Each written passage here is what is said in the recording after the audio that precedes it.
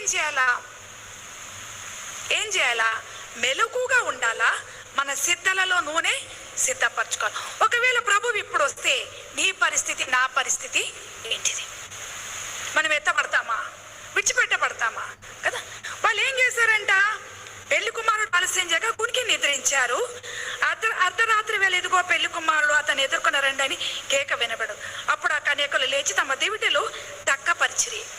తమ దివిటిలో ఏం చేసుకున్నారంట? వాళ్ళు దక్కపరుచుకున్నారు, అంటే తుడుచుకొని నీటి చేసుకున్నారు. కానీ వాళ్ళ దివిటీలు ఏమైపోతున్నాయంట? ఆరిపోతున్నాయి. ఎందుకు ఆరిపోతా ఉన్నాయి? ఎందుకు వాళ్ళ దివిటీలు ఆరిపోతా ఉన్నాయి అంటే, ఆ కునికి నిద్రించే బదులు వాళ్ళు ఏం చేయాల్సిందే? వాళ్ళు చూసుకోలేదు కాబట్టి వాళ్ళు విడిచిపెట్టబడతా వచ్చారు.